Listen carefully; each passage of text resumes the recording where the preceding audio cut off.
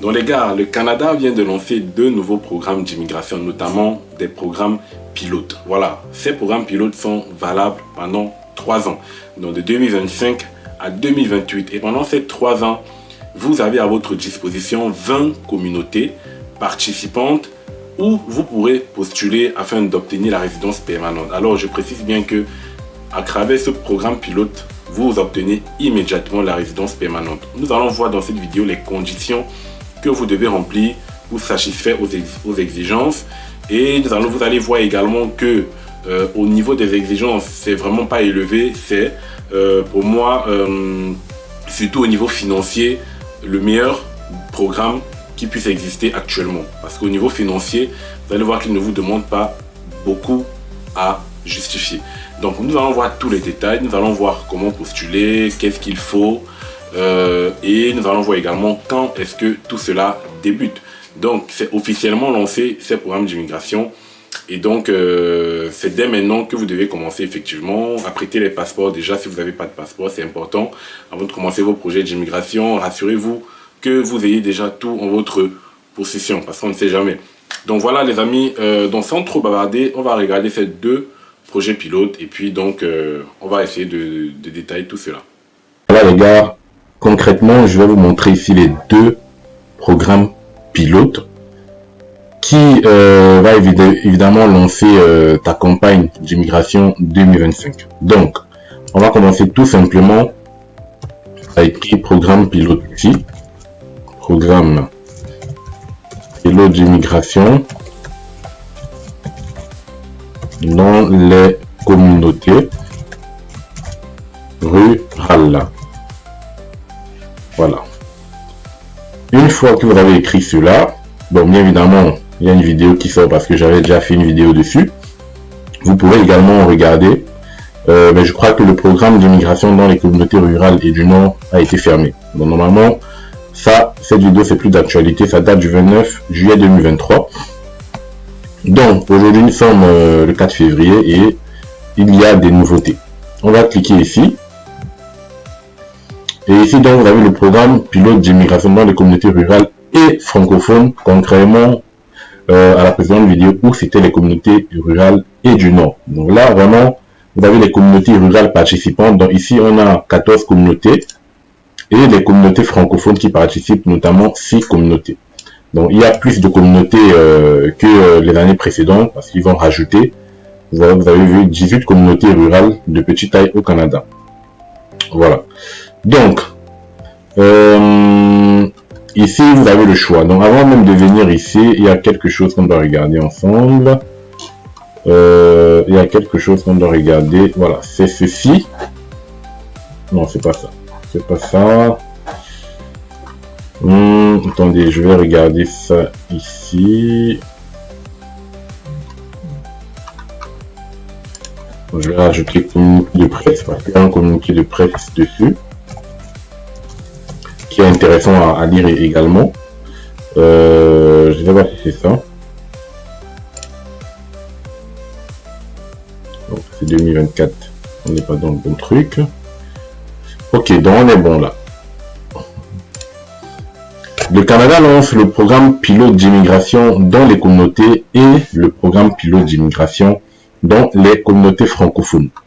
Donc cela date du 30 juin 2025, donc ça fait exactement 4 jours que ce communiqué a été fait. Les communautés rurales et francophones en situation minoritaire apportent une contribution essentielle à l'économie et la culture du Canada, mais elles se heurtent souvent à des défis uniques sur le plan démographique, notamment en matière de main-d'œuvre, puisque la majorité des Canadiens et des nouveaux arrivants s'établissent dans certains centres urbains du pays. En gros, il veut dire ici que la majorité des personnes qui arrivent au Canada s'installent toujours dans des grandes villes et ignorent les petites communautés, et du coup, à cause de cela, ça crée ce que je vais dire un déséquilibre démographique et bien évidemment un déséquilibre de main-d'œuvre. En particulier, le programme d'immigration dans les communautés rurales et du Nord a réussi à mettre en relation les entreprises et tout. Donc ça, c'est plus d'actualité. Donc, ils ont lancé ces 2 nouveaux programmes comme conformément plutôt à leur engagement qu'ils ont pris en mars 2024. Aujourd'hui, l'honorable Marc Miller, ministre de l'immigration de l'IRCC, a annoncé le lancement du programme pilote d'immigration dans les communautés rurales et le programme d'immigration dans les communautés francophones. Donc vous avez deux. Dans les communautés francophones, comme je vous ai dit, il y a 6 communautés et dans les communautés rurales, je crois il y a 14 communautés. Ces programmes pilotes fourniront à 18 collectivités, disons 18, voilà, une voie d'accès à la résidence permanente pour attirer et retenir de nombreux arrivants qui peuvent occuper des emplois clés et qui peuvent vivre à long terme dans ces régions. Voilà. Donc, comme je vous ai dit, c'est un accès direct à la résidence permanente. C'est pas un permis de travail, c'est pas, voilà. Bien évidemment, il faudra une offre d'emploi. Mais, si vous avez l'offre d'emploi, vous avez immédiatement la résidence permanente. Vous êtes considéré comme un citoyen canadien. Le programme pilote d'immigration dans les communautés rurales veille à ce que les collectivités aient accès à des programmes qui répondent aux pénuries de main-d'œuvre et aident les entreprises locales à trouver des travailleurs dont elles ont besoin. Donc ça, c'est l'objectif du programme pilote d'immigration dans les communautés rurales. Son objectif, c'est de veiller à ce que les communautés aient accès à des programmes qui répondent aux pénuries de main-d'œuvre. Donc ça, c'est plus axé sur la pénurie de main-d'œuvre. Alors que le programme pilote d'immigration dans les communautés francophones vise à accroître le nombre de nouveaux arrivants, voilà, francophones qui s'établissent dans les communautés francophones en situation minoritaire à l'extérieur du Québec. Donc, pendant qu'il y a un programme, notamment en communauté rurale, qui vise à, bien évidemment, à répondre aux besoins de main-d'œuvre, de pénurie de main-d'œuvre, le programme pilote plutôt d'immigration dans les communautés francophones vise à accroître en fait le nombre d'immigrants francophones dans ces communautés. Voilà, et donc bien évidemment augmenter leur poids démographique. Chaque collectivité sélectionnée est représentée par un organisme de développement. Bon, ça c'est pas important. Donc voici en gros les collectivités qui font partie du programme d'immigration dans les communautés rurales. Vous en avez plusieurs. Sudbury, North Bay, Comté de Pictou, Brandon, Moose Jaw, Pisclia, North Okanagan, West Courtney, voilà, Brandon et tout. Vous avez également les communautés participant dans les communautés francophones participantes pour le deuxième programme, notamment la péninsule acadienne, Sudbury, Timings, région Super-Est, Saint-Pierre-Joli et Kelowna. Voilà. Après, vous avez les provinces qui correspondent, hein, par exemple ici, là c'est attendez, je regarde un truc. Ok, c'est bon. Donc ça c'est Ontario, Manitoba, Saskatchewan, Alberta, Colombie-Britannique, Manitoba et tout.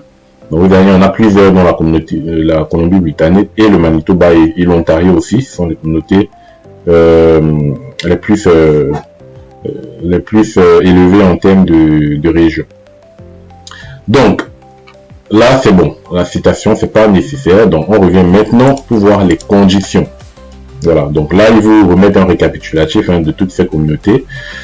Maintenant, ce qui nous intéresse, c'est quoi? Je suis un travailleur qualifié. Maintenant, comment faire? Donc, vous pouvez présenter une demande de résidence permanente par l'intermédiaire de ces pilotes.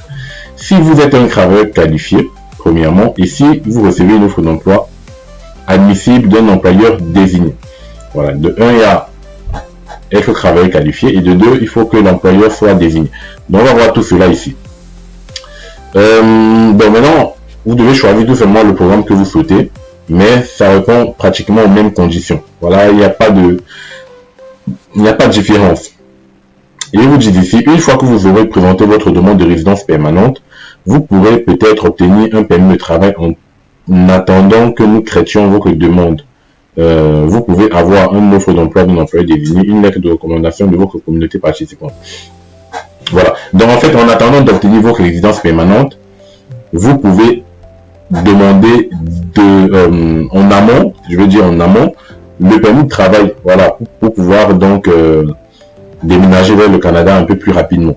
Voilà. Donc soit vous attendez la réponse de la résidence permanente, soit pendant que votre résidence permanente est en train d'être étudié, vous demandez un permis de travail, comme ça vous êtes au Canada, et une fois que vous êtes au Canada, si c'est positif, votre résidence permanente, voilà, vous êtes déjà sur place et c'est tranquille. Donc c'est à vous de faire le choix. Donc je vais prendre ici immigré dans une communauté rurale, mais comme j'ai dit, ce sont les mêmes conditions et vous allez voir. Donc ici, l'état ouvert, donc ça veut dire que c'est déjà ouvert on peut postuler.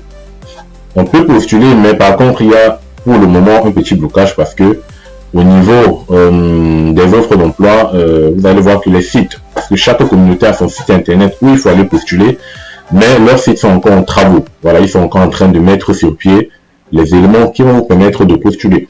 Donc pour le moment, ça ne sera pas possible, mais je pense que d'ici 2 à 3 jours, ou plutôt d'ici ou plus tard la semaine prochaine, ça sera déjà ouvert. Donc je vais vous présenter cela. Donc dans les communautés rurales, ils vous disent qu'il y a 14 communautés et offre la résidence permanente bien évidemment aux travailleurs qualifiés qui veulent travailler et s'établir dans ces communautés plus éloignées. Voilà. Maintenant, qui peut présenter une demande? On va voir ensemble qui peut présenter une demande. Donc ici, pour pouvoir présenter une demande de résidence permanente au titre du programme pilote dans les communautés rurales, vous devez déjà avoir une offre d'emploi d'un employeur désigné dans la communauté. Donc ça, c'est, on va voir tout à l'heure. Vous devez avoir accumulé une expérience de travail connexe d'au moins 1 an, c'est-à-dire 1560 heures au cours des 3 dernières années. Donc il faut au moins que pendant les 3 dernières années, vous puissiez justifier d'1 an de travail. Voilà. Et bien évidemment, l'expérience de travail, ça se justifie à travers, soit vous êtes à votre compte, soit vous êtes salarié. Voilà. Vous devez également avoir cumulé, donc ça je viens de le dire plutôt. Dispense relative à l'expérience de travail si vous avez étudié et obtenu votre diplôme dans la communauté. Donc, on ne sait jamais. Peut-être d'entre vous, certaines personnes d'entre vous ont obtenu leur diplôme dans ces communautés-là. Donc, il y aura des dispenses. Voilà, il y aura des dispenses. Ensuite, vous devez prouver vos compétences linguistiques. Voilà, prouver les compétences linguistiques. Donc, qu'est-ce qu'il demande comme compétences linguistiques? Donc, pour le moment, la page est introuvable. On va réessayer. Donc, pour le moment, la page est introuvable, mais vous savez déjà qu'au niveau des compétences linguistiques, si vous voulez immigrer dans les communautés francophones, donc il vous faudra un test de français TCF ou TEF Canada.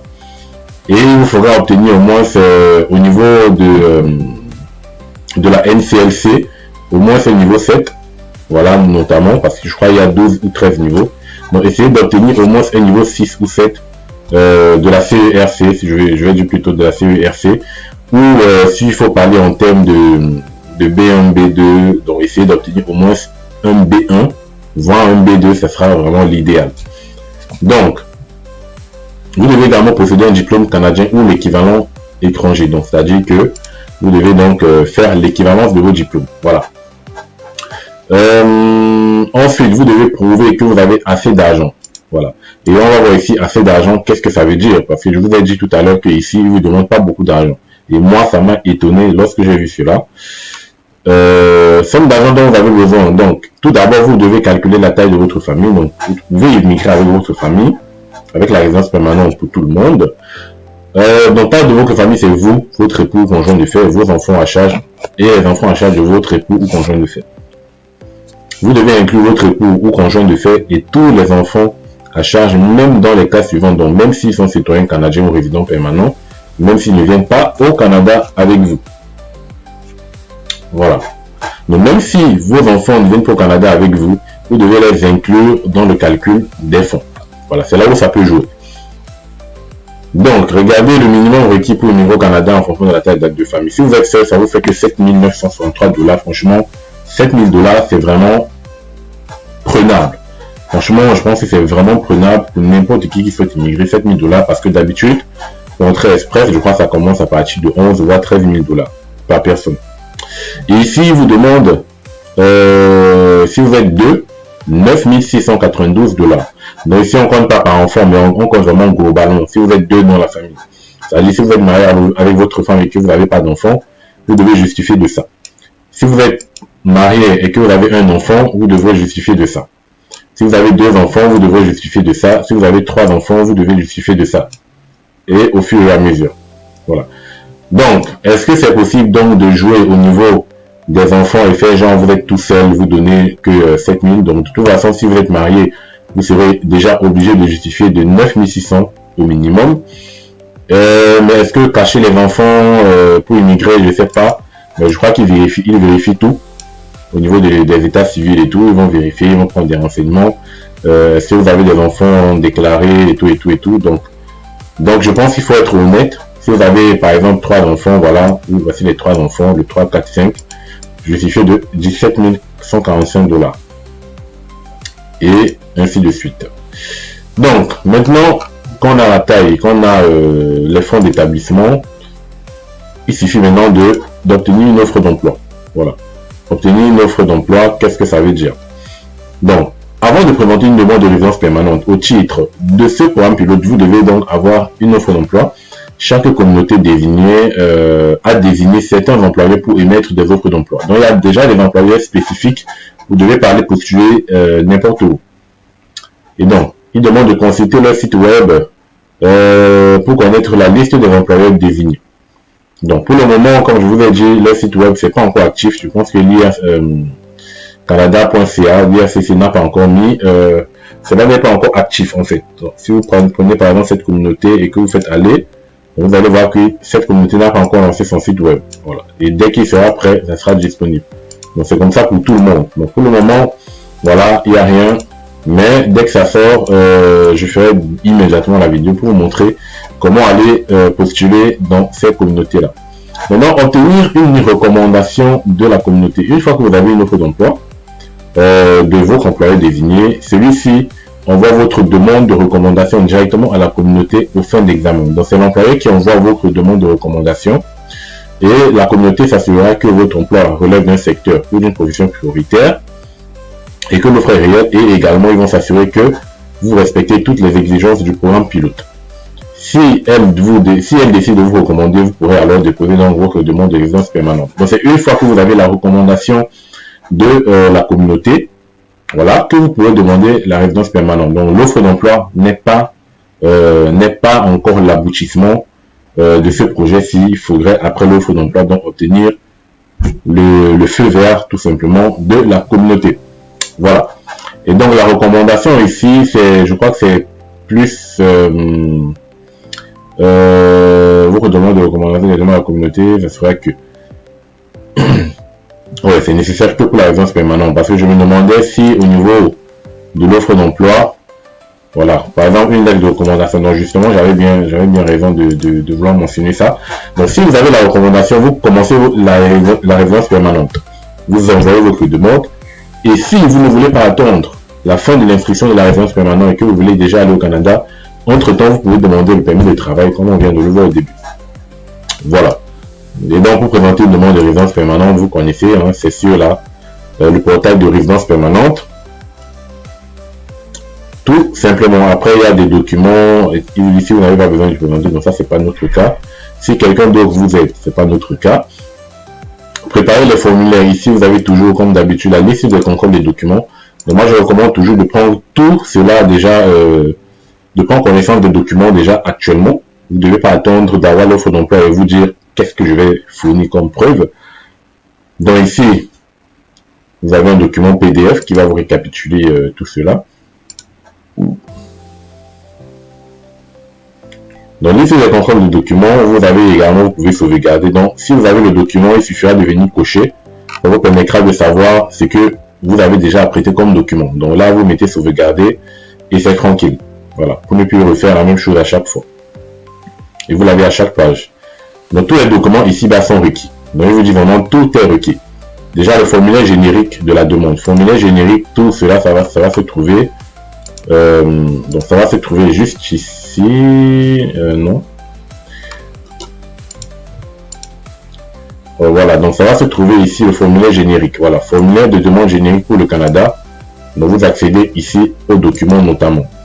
De toute façon, il vous dit vous devez remplir les formulaires numériques suivants dans le portail. Normalement, tout cela, vous devez les remplir. Renseignements additionnels sur la famille, renseignements supplémentaires. De toute façon, ils ont mentionné ça ici. Hein. Donc, formulaire générique, si c'est bon pour vous, vous avez rempli, vous cochez. Antécédent déclaration. Donc, ça c'est l'annexe. Donc, il vous explique en gros, indiquez vos antécédents personnels en détail. Donc, les 10 dernières années, depuis l'âge de 18 ans. Pour les 10 dernières années, ou depuis l'âge de 18 ans si vous avez moins de 28 ans. Ne laissez aucune. Donc ça, vraiment, c'est ce qu'on va voir vraiment plus tard. Là, pour le moment, le plus important, c'est déjà d'aller postuler dans ces communautés et d'obtenir une offre d'emploi. Voilà. Et bon, vous avez donc au niveau de l'antécédent que vous devez remplir, vous devez également fournir l'offre d'emploi. Et votre offre d'emploi doit être inscrite dans la matrice des CNP, bien évidemment, ils vous ont rappelé les CNP. Ensuite, qu'est-ce qu'il vous faut? Programme pilote d'immigration dans les communautés rurales. Vous devez lire les déclarations et signer le formulaire. Donc tout ça, tous les formulaires sont ici, hein, notamment. Formulaire que vous devez téléverser, programme pilote dans les communautés rurales. Donc c'est ça justement qu'il faudra remplir et venir cocher ici. Certificat de recommandation de l'organisme de développement IM. Tout avant, ils vous ont aidé en vous mettant la référence du document. Ça, c'est déjà très pratique. Donc, IM 0249, vous venez juste ici et vous recherchez la 0249. Dans la 246, 248, 247. Donc, on va descendre. Dans la 249, là, il doit être forcément quelque part, hein, la 249. Dans la ça, je cherche mal. Ah oui, 249, il était là, mais j'ai pas vu. Donc pour le moment, il est grivé, on peut même pas télécharger. Mais en tout cas, servez-vous de ces références si vous voulez pas vous tromper dans les documents. C'est vraiment pratique. Renseignements supplémentaires, la 5562. Donc juste ici, vous avez notamment la 5562 pour les renseignements supplémentaires. Et c'est ici, voilà, accéder aux instructions. Voilà, c'est vraiment très pratique. Et tout le reste, la preuve de compétences linguistiques. Donc voilà, ils vous ont même déjà donné les exigences ici. Donc même si le site ne fonctionnait pas tout à l'heure, on peut immédiatement trouver qu'est-ce qu'il faut justifier en termes de compétences linguistiques. Donc si votre emploi fait partie de la catégorie FER 0 ou 1, il faudra un niveau 6, comme je vous disais, de la NCLC. Donc ça peut également s'appeler CERC, mais c'est la NCLC niveau 6 minimum. Si vous êtes dans la 2 ou 3, c'est niveau 5. Si vous êtes dans la 4 ou 5, c'est minimum 4. Voilà. Sachant qu'il y a 12 ou 13 niveaux. Donc niveau 4, 5 ou 6, c'est vraiment le basique. Vous devez également prouver la preuve de scolarité. Donc ça veut dire que vous devez fournir la preuve que vous détenez au moins un diplôme d'études secondaires comme preuve de vos titres de compétences. Hein, et puis faire l'évaluation des diplômes, bien évidemment. Tout ça, c'est l'EDE. Voilà. Vous devez avoir votre EDE, pardon. Pour l'expérience de travail, preuve de travail pertinente, exemple lettre d'emploi ou talon de paie, c'est-à-dire bulletin de paie ou lettre d'emploi, ou même si vous êtes à votre compte, des documents qui montrent que, bien évidemment, vous êtes à votre compte. Vous devez démontrer que vous avez acquis au moins 12 mois d'expérience de travail à temps plein. Voilà, ça peut être des stages non payés, ça peut être du travail bénévole, ça peut être tout, hein, au cours des 36 mois, donc au cours des 3 dernières années. Et si vous lui demandez ces documents, donc copie du permis, donc ça c'est pour ceux qui étaient déjà au Canada. Preuve de fonds, on a vu déjà. Document d'identité, donc ça c'est le classique. Pour vous et votre époux, donc tout ce qui est acte de naissance, document juridique, de tout changement de nom, certificat de mariage, certificat de décès éventuellement, pièce d'identité nationale ou carnet de famille et tout. Voilà. Ensuite, les renseignements sur les enfants, c'est la même chose, acte de naissance, papier d'adoption si vous avez adopté. Tout d'abord, vous avez les numéros des formulaires également à remplir, IM de la 5604. Exigences sur les photos, certificat de police et action de casier judiciaire, et enfin, donc, payer les frais. Donc, vous avez pu voir tout à l'heure que les frais sont de $1500, notamment. Voilà, à partir de $1525. Ok. Et ces frais de prêtement, bien évidemment, vous permettront de faire votre biométrie et autres frais. Donc, il y aura des examens médicaux, des certificats de police à obtenir. Je vous dis déjà à l'avance, hein, les évaluations des diplômes et votre test de langue. Donc, tout ça, ce sont les frais que vous devrez engendrer au cours de cette procédure. Voilà. Et qu'est-ce qu'il y a d'autre? Donc, je pense qu'on a fait le tour au niveau des photos, certificats de police. Et vous mettez également tout ici, hein. Vous n'êtes même pas obligé de télécharger le document. Donc là, vous avez tout. Mais pour le moment, ce qui est le plus important, c'est ici, obtenir une offre d'emploi. Et donc, dès qu'ils ont mis à jour toutes les communautés, donc il y aura une vidéo, bien évidemment, qui va vous montrer comment postuler. Donc, je crois que c'est terminé pour cette vidéo. Si ça t'a plu vraiment, n'oublie pas de t'abonner à cette chaîne. Il y aura encore des vidéos surprises qui arrivent, qui vont t'aider à réussir ton projet d'immigration en 2025. Voilà.